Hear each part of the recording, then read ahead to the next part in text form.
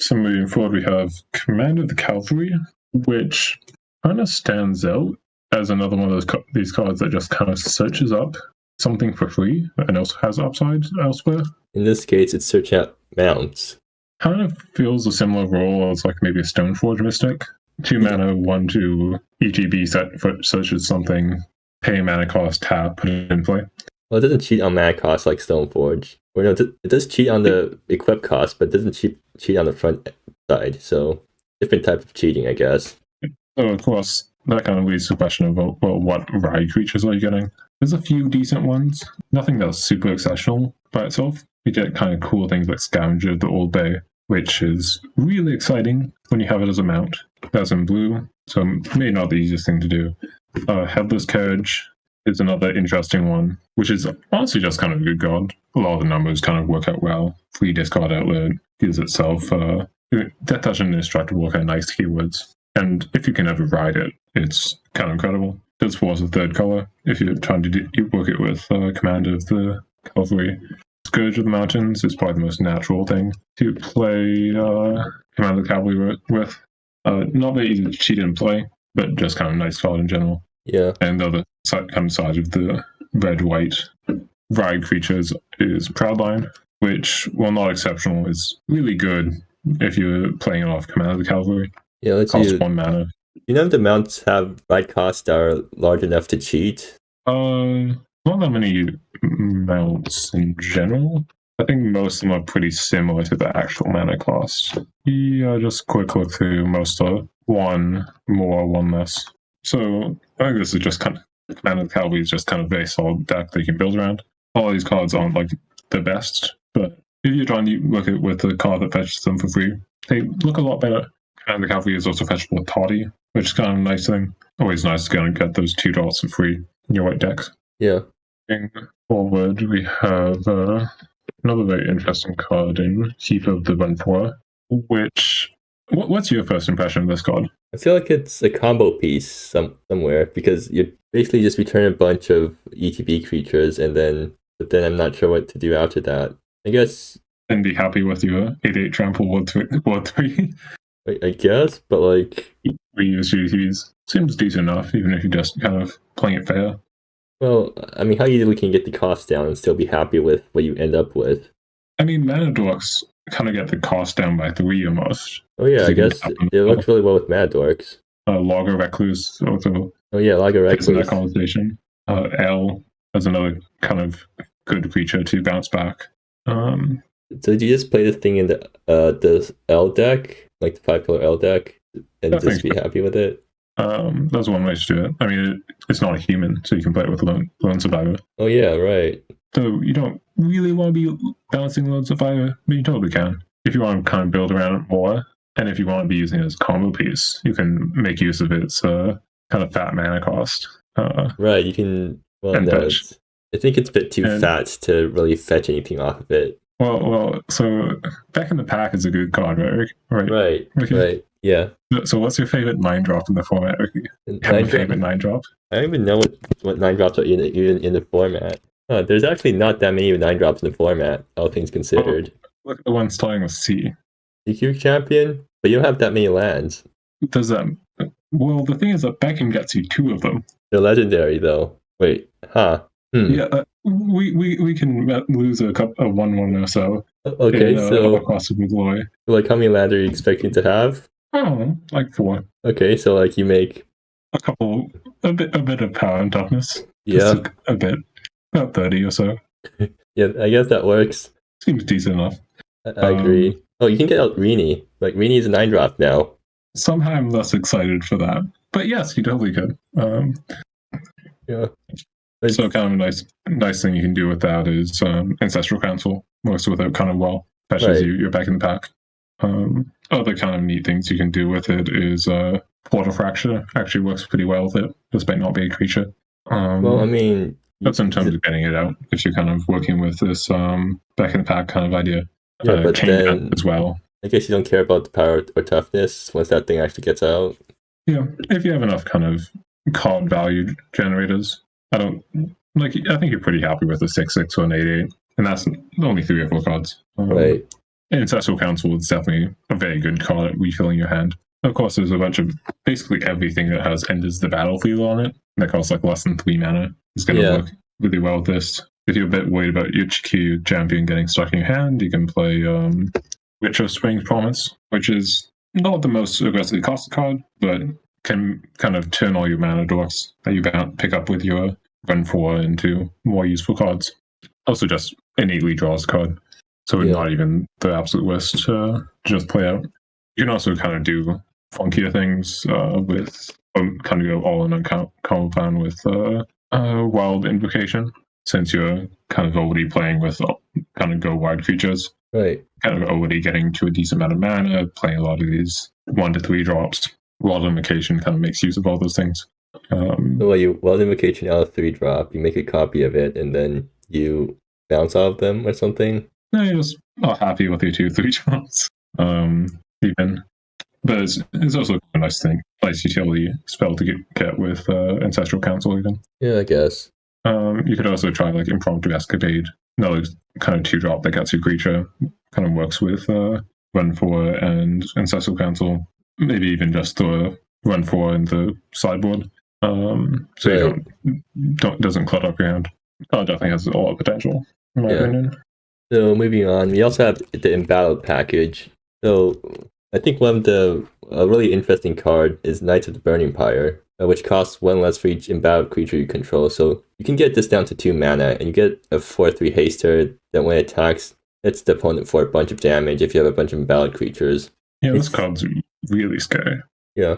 It's probably the top end to some embattled deck, right? Yeah, almost certainly.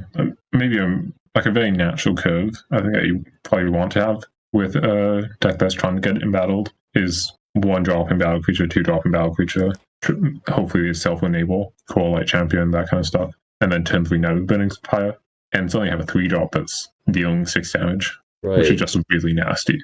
And the 3-drop, good 3-drops don't even end there. We have Big Rund, the Golden Thing.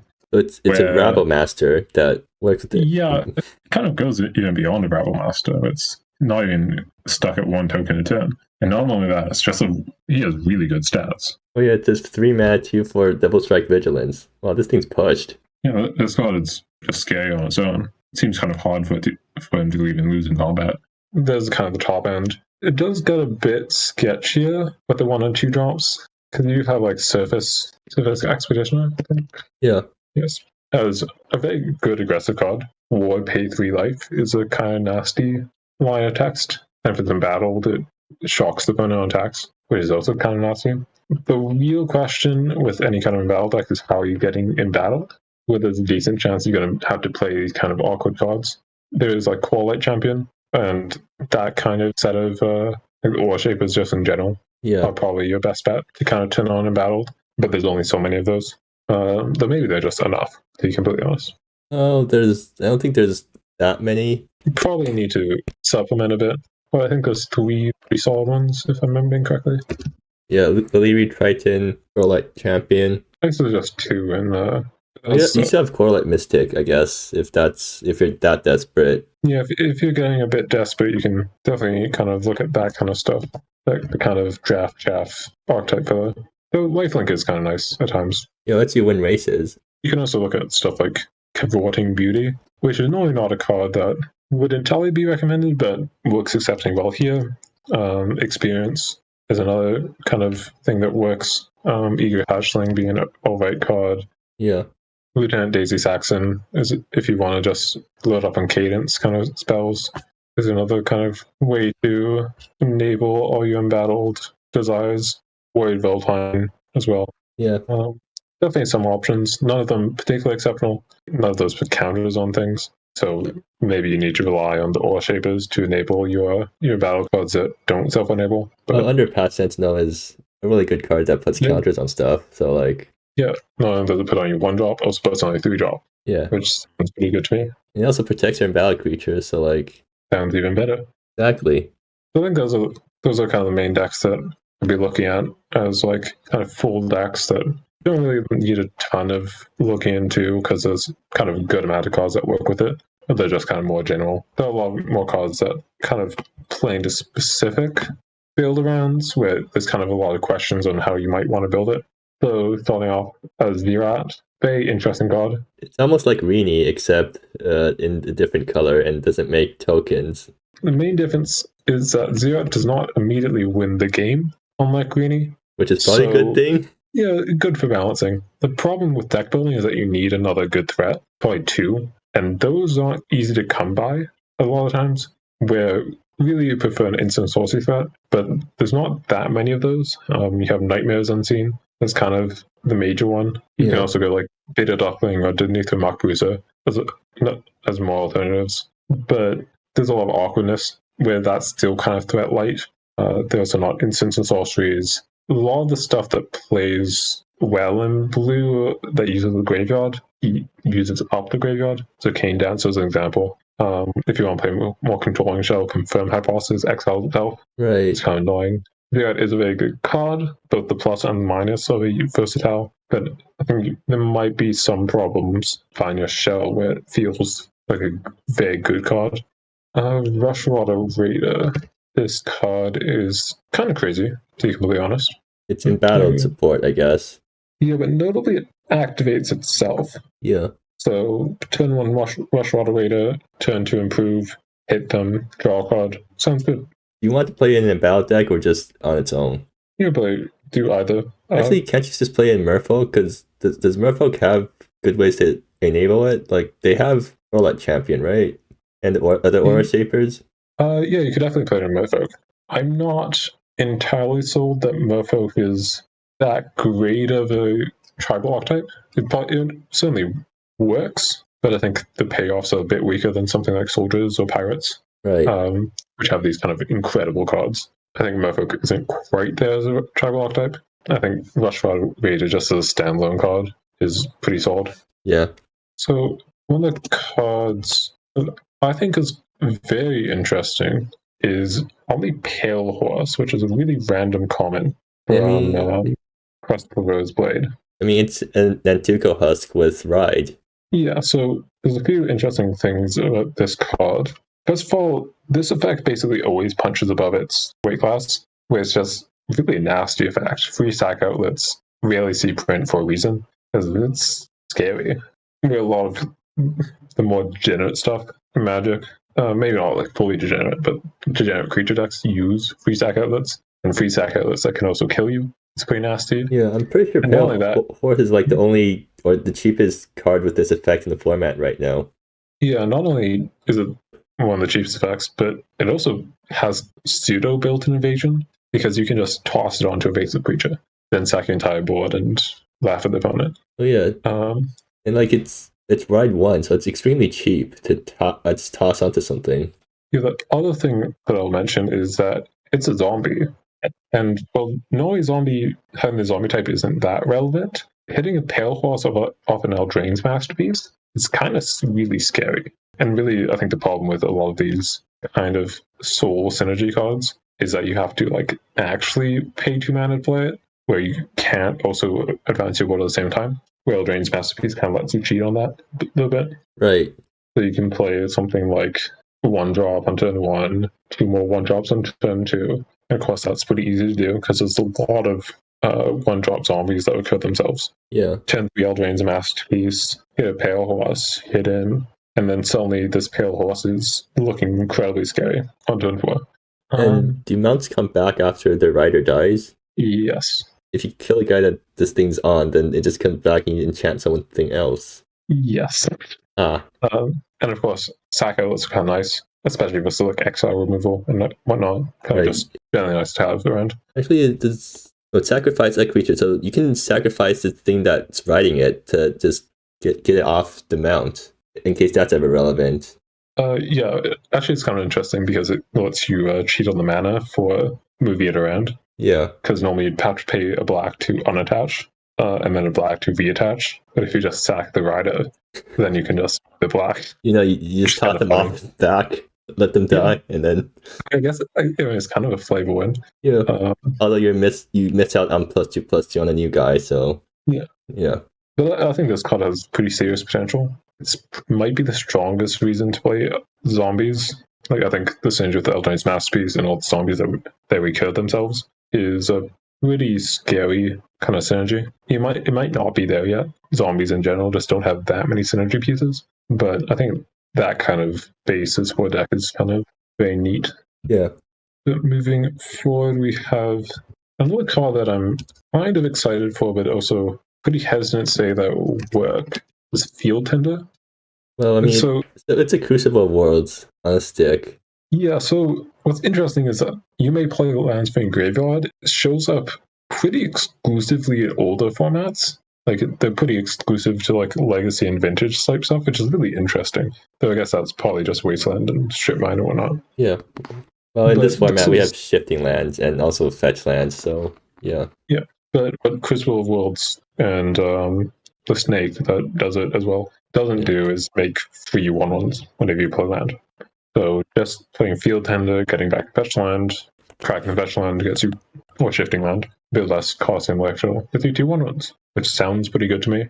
And if you can kind of maximize your get additional land drop somehow, I recall Forgotten Aeons Oh yeah, being that thing. a very stereotypical answer. There's a few other kind of hit fringe cards that let you play additional lands each turn. Petal Weaver Lexa. Right. We're going like turn 2 Petal Weaver Lexa, +1 or what have you. Turn 3, I guess +1 play land, untap Field Tender, +1 Petal Weaver, have 2 land draws, play Shifting Land, crack it, get the Shifting Land back, crack it. That's 4 1/1s. Yeah. Which sounds pretty good to me, but is also very specific. Of course, that also ramps you a bunch, but that's kind of what Alex does. You also have, if you want to kind of go even deeper, you have Xenoflora Expert, which lets you play an additional land every turn, and whenever you play a land, you draw a card. So if you really want to go all in on lands, you can definitely do that with Field Tender. I mean, that's probably a bit too far, but yeah. Never goes far enough with lands. I mean, yeah. So next we have kind of a whole cycle of cards, going from Azon, Familiar Handler, then you have Searoll, Irwin, Nozoya, Halos, and Scarhide, Yeah. all being hybrid legends. And these cards are all pretty crazy. Well, they're very interesting, but some of them might be crazy. So Azon, starting alphabetically, I suppose, is a very powerful ramp piece, kind of additional mana, but it's also very conditional, where it kind of plays around a similar space as Keepers of Rundfora does. But at the same time, it has a very different payoff, where you really want some expensive spell to sink your Convoke mana into. Yeah. But you can also work with like counter spells. So turn 1 creature, turn 2 Azon, then play Portal Fracture. Notably, Azon doesn't work with Cosmic Sinkhole. Right. But you still have these kind of curves like turn 1 Panya, turn 2 Azon, tap your Panya and Azon for Portal Fracture, turn 3 Panya Tail. And that's a very strong curve. At the same time, if you're playing this kind of Temur Tempo type thing, what spells do you really need to convoke out that aren't Panya Tail? So it might be a bit conditional. Yes, Star Jump is definitely a card that you can convoke out. Though at the same time, Star Jump's not the most exciting thing to ramp out, where you don't necessarily need to play Exon to play Star Jump. Right. If that makes sense. But there's nothing. It feels like you maybe need something a bit stronger to justify playing Azon. There's probably almost something that is there. I mean, maybe even taking turns could use Azon. Right. Since you get an additional turn, untap your stuff, get back your mana, play another chance spell. I have no idea. Honestly, maybe Star Jump is just the best thing to be doing with it. Star Jump is a pretty efficient card that is also kind of a bit expensive. But moving forward, Cyril is crazy. Yeah. Do you have any idea what to do with Cyril? Not really. I don't either. If you want some redundancy, Jihaisen is an option. But Cyril does something that is crazy, probably abusable. I'll leave other people to find out how. Yeah. Alwyn, speak of seasons. Also probably does cool stuff. Also, I don't think has a deck at the moment. Needing to play cheap spells and cheap creatures and have a good deal of mana is a bit harder to do. Definitely achievable. I don't think any deck at the moment does it innately. And that kind of continues with Zoya. There's probably activated abilities that are great. I don't know them. The activated abilities are generally not the best, but certainly the Zoya gives you a good reason to play them. Being able to give something haste is always very nice. So probably the deck for it. Who knows what? Halos is a bit easier to use. Halos is kind of a crazy card, mainly because Conspire is kind of a crazy mechanic, kind of locked onto cards that aren't crazy. Yeah. But copying a spell for 0 mana is kind of innately crazy. And while Halos is expensive, it's not that expensive. You definitely play Halos in a Squatch and copy the Squatch. Right. With a Mystery, the Crashcraft, or what have you. It also kind of plays with that. You need to have creatures, you need to have spells. Would also prefer them both be cheap. Seems to be a theme among these cards, honestly. Kind of does break with Scarhide. Awesome look after. Well, you do need creatures and you do need spells, technically. Because equipment are spells. A bit less of a requirement, but technically, yes. Probably the least crazy of the cards. Worst case scenario actually does a 2 mana 3/3 on the attack that grows equipment every turn. But you can definitely do kind of use it with like Death Pit Trophy to kind of get a lot of advantage. And cards, Rod of Marble Row is another great card to copy. Yeah. There's some other random equipment that's been a nice copy. Really, the equipment package has gotten a lot of really good cards. Unfortunately, not Knight or Soldier, so Chevalier's Lance is a bit harder to copy, but I think an interesting card. Yeah.